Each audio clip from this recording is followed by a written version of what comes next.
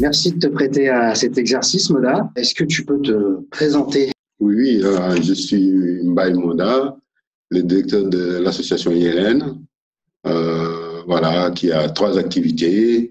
Il y a une activité d'accompagnement des migrants ici en Haute-Savoie, complétée d'une action de formation pour les acteurs sociaux.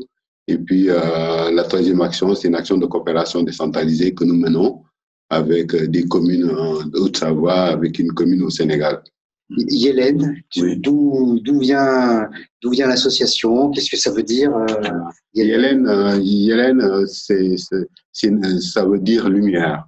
Voilà, avec une bande de copains ici en Savoie, il y a 30 ans, on a voulu donner un coup de main aux jeunes du Sénégal. Et puis, on a voulu, quand on crée quelque chose, toujours, on a cette volonté de vouloir faire ce qu'on n'a jamais fait. Donc, c'est pour ça qu'on a mis Yélène. En fait, c'est lumière, c'est mettre une lumière dans les relations nord-sud.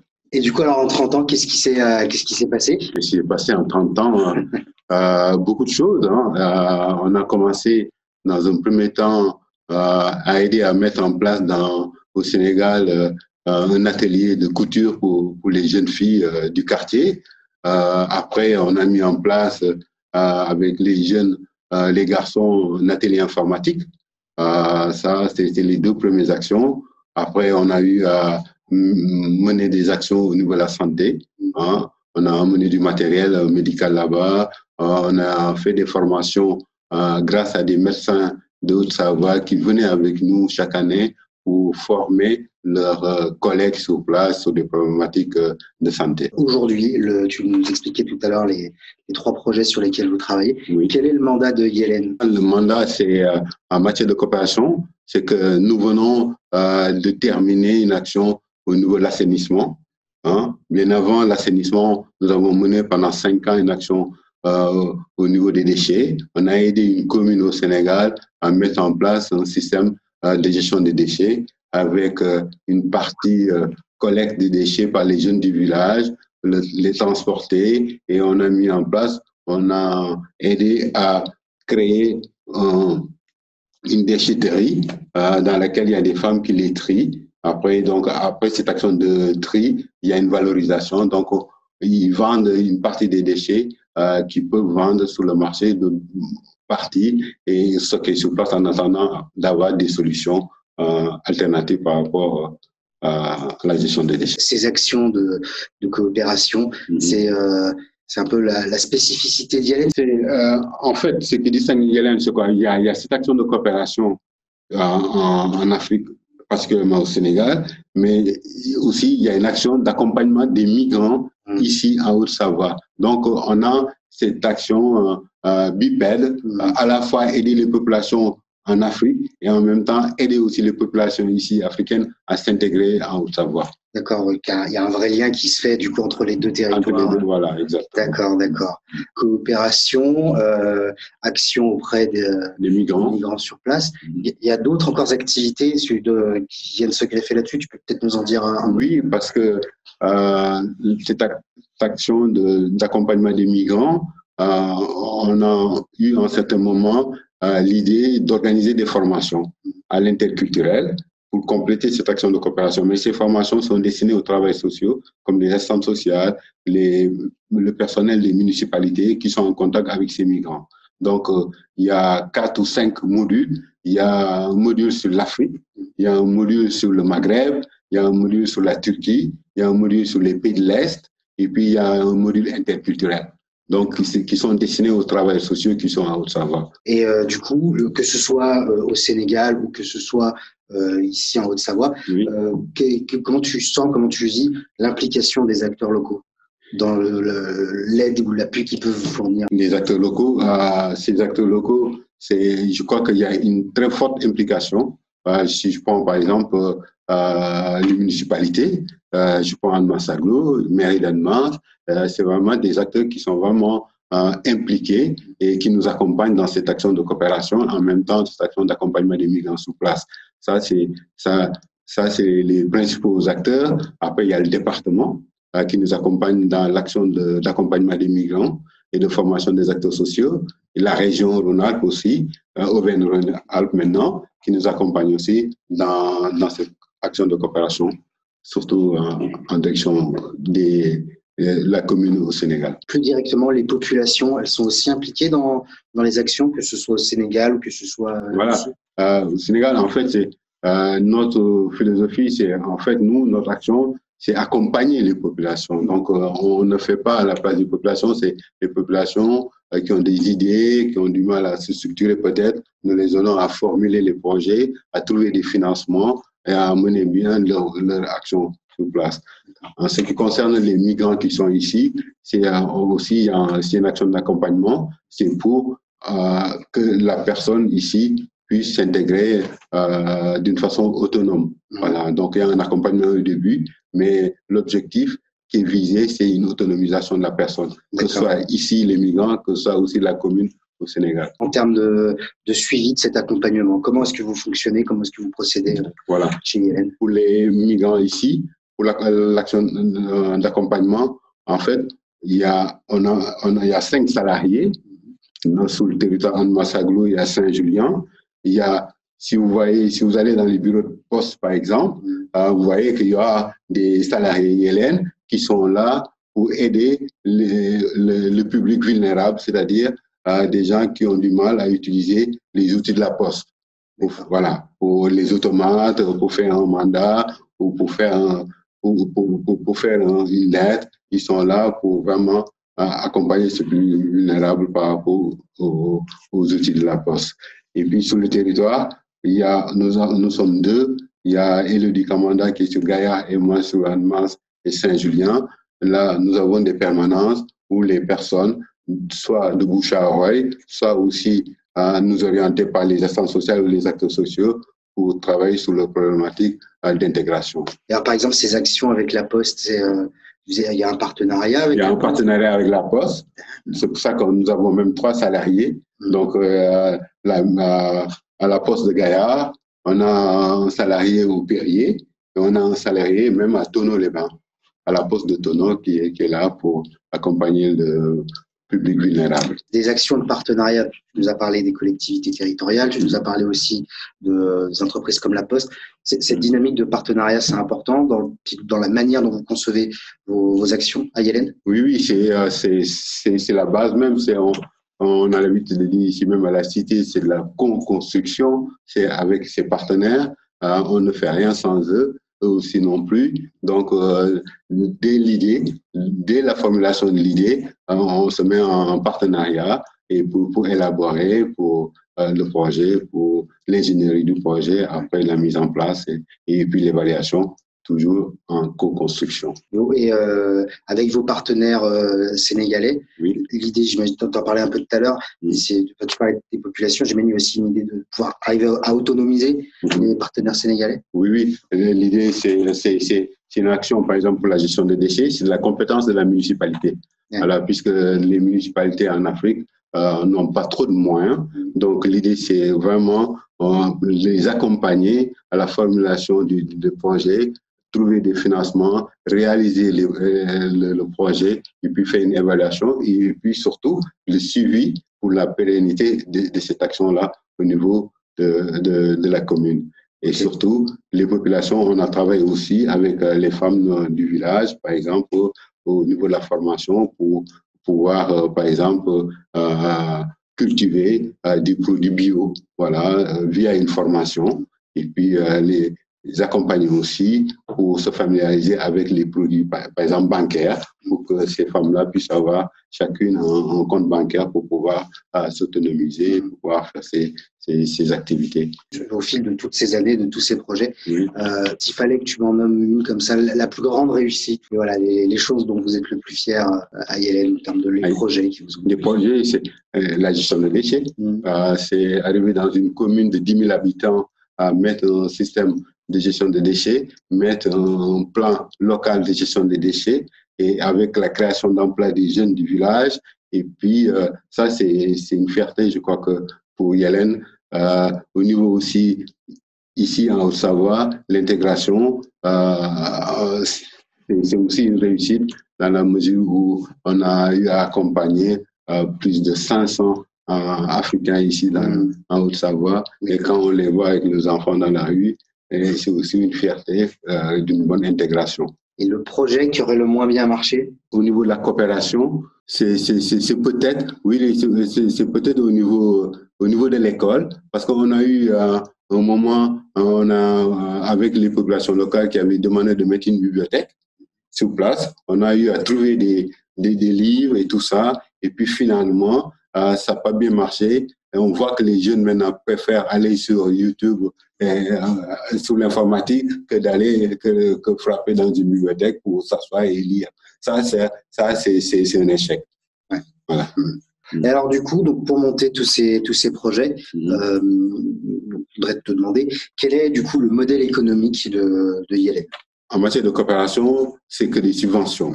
Voilà, ça c'est des subventions, c'est les communes ici qui ont eu à nous aider et qu'on a eu à tous les villages au niveau de la région, au niveau du ministère des Affaires étrangères, pour boucler, avec des partenaires aussi suisses, que ça je ne l'ai pas dit, au niveau de la coopération, on a eu à travailler avec des partenaires suisses et puis là, on a eu à mobiliser de l'argent côté suisse aussi pour pouvoir boucler le budget pour la gestion des déchets et pour aussi l'assainissement. J'ai oublié de vous dire que après les déchets, on a eu à construire des toilettes écologiques dans toutes les écoles du village et deux au niveau du marché.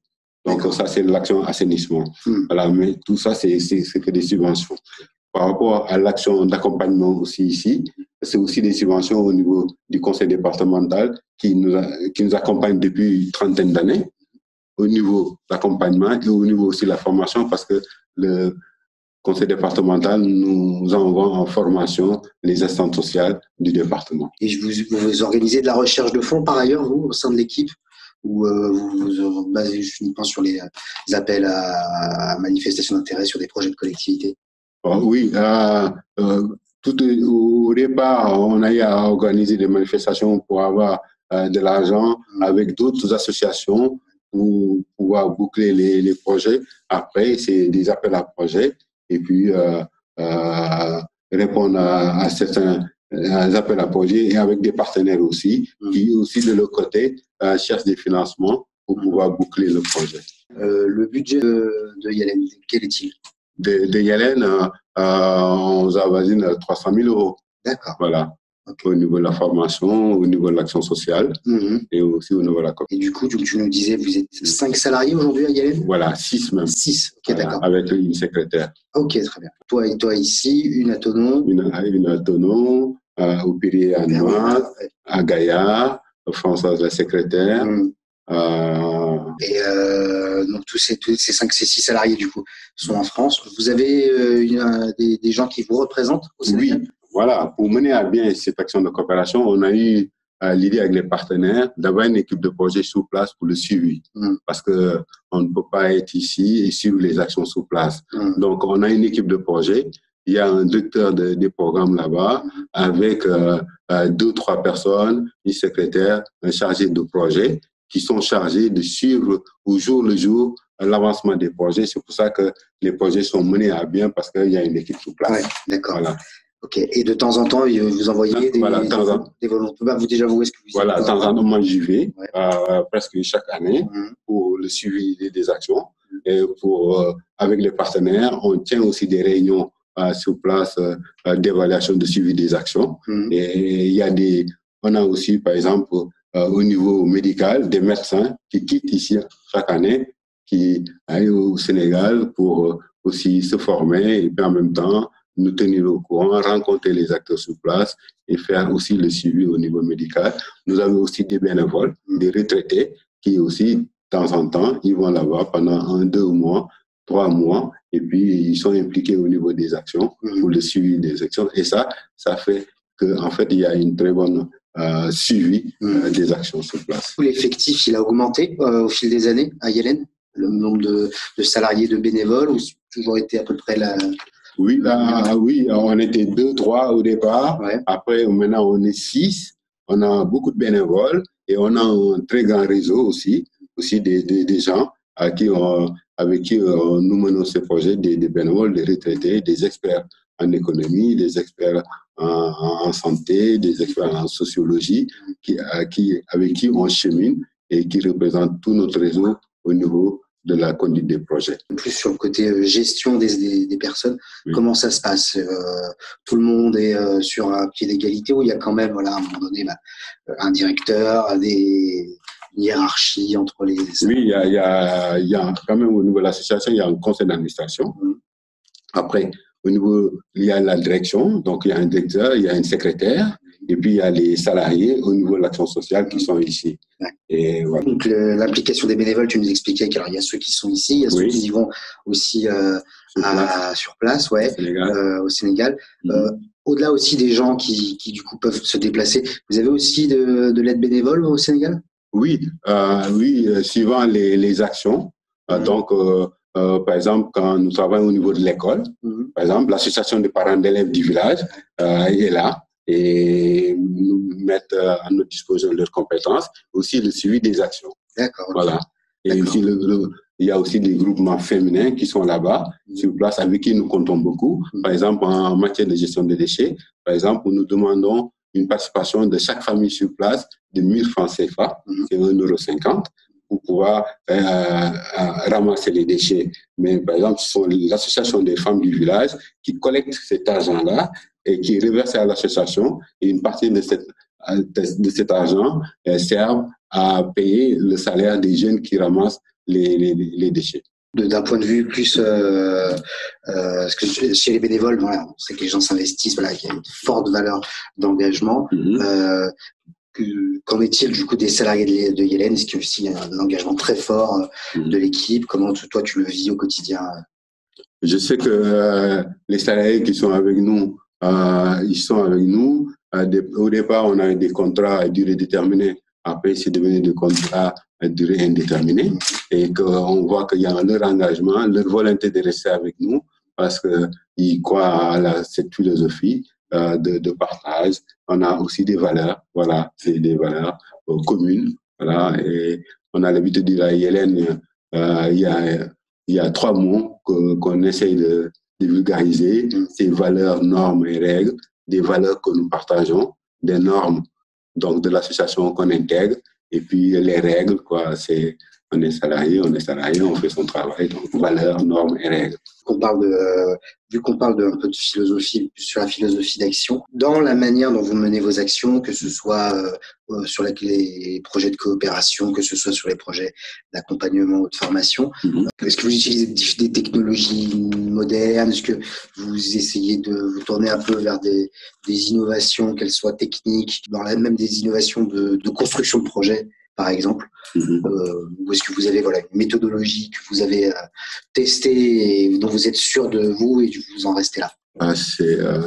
Ça dépend du domaine. En matière de coopération, par exemple, on a eu à travailler, on est allé chercher des partenaires qui ont une certaine expertise en matière de technologie, par exemple, au niveau de la gestion des déchets, sur place. Donc, on se colle à la réalité. On utilise quand même des technologies nouvelles, voilà, mais des technologies qui tiennent compte aussi de l'environnement, voilà, surtout pour qu'il n'y ait pas d'impact environnemental par rapport à ces projets. Ouais, bien sûr, c'est extrêmement important. Voilà, voilà. Pour rebondir là-dessus, sur ces questions-là d'apporter notamment des nouvelles technologies pour venir aider les populations sans penser à l'impact que ça peut avoir, terme impact social, impact économique, impact environnemental, de manière un peu plus générale. Comment est-ce que tu vois le monde de la coopération et de la solidarité aujourd'hui, et comment est-ce que tu t'imagines que ça peut évoluer dans les années à venir? Voilà, c'est que voilà, maintenant, moi je parlais de l'Afrique. Il y a au niveau connaissance, je crois qu'il y a énormément d'expertise maintenant locale, et que de plus en plus, je pense qu'on devrait s'appuyer sur l'expertise locale pour pouvoir mener à bien les projets, parce que non seulement ils sont sur place, ils sont là-bas, mais en plus, maintenant, avec les technologies nouvelles et tout ça, ils sont bien formés, ils ont les compétences. L'idée, c'est en fait, c'est en partenariat, hein, égal, pour pouvoir mener à bien les projets. Je pense que ça peut être quelque chose d'intéressant à la fois pour les aidants et aussi se connaître sur place. Oui, bien sûr. Ça peut les aider à se prendre en charge. En fait, l'idée, c'est ça, l'idée de base. La philosophie INN, c'est accompagner les gens pour qu'ils se prennent en charge. Voilà. Aller vers une autonomisation. Par rapport au contexte actuel, voilà, le Covid-19, l'impossibilité de se rendre sur place, la complexité, tout devient complexe en fait avec ce virus, que ce soit ici, que ce soit là-bas.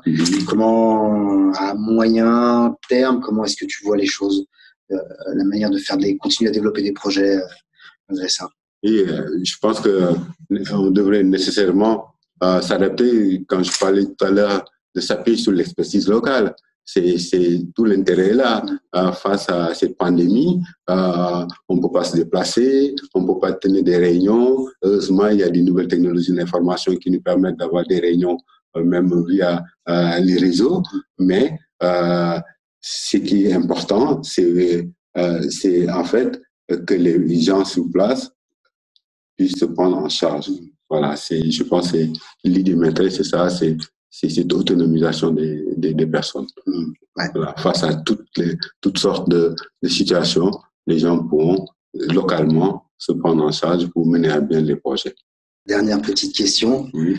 Quel conseil donnerais-tu à n'importe qui, un jeune, un moins jeune, pour s'engager dans la solidarité internationale?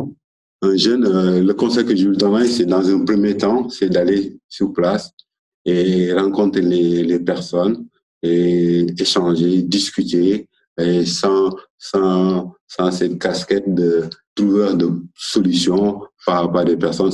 L'idée, c'est avant d'élaborer un projet, avant de s'engager réellement dans un projet de développement, je pense, il faut aller sur place, rencontrer les acteurs pour mieux les connaître, mieux échanger avec eux, les écouter et être dans une démarche d'appui des initiatives locales. Eh bien, merci beaucoup, madame. Merci à vous, merci au plateau voilà, de l'accompagnement depuis plusieurs années. CIC nous accompagne au niveau de la communication, au niveau de la mise en réseau.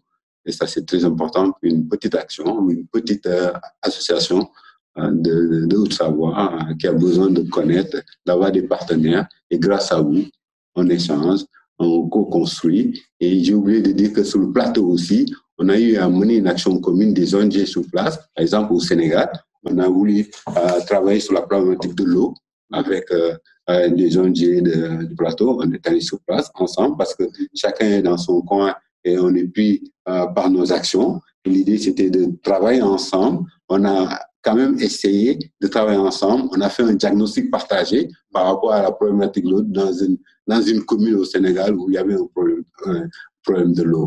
Donc voilà, on n'est pas encore passé à la phase projet, mais il y a déjà l'identification de diagnostic de la problématique avec les populations locales, avec les ONG du plateau. Ce serait intéressant de continuer dans cette dynamique-là. Ok, et ben merci encore. Merci à vous. Merci. Et puis, à bientôt.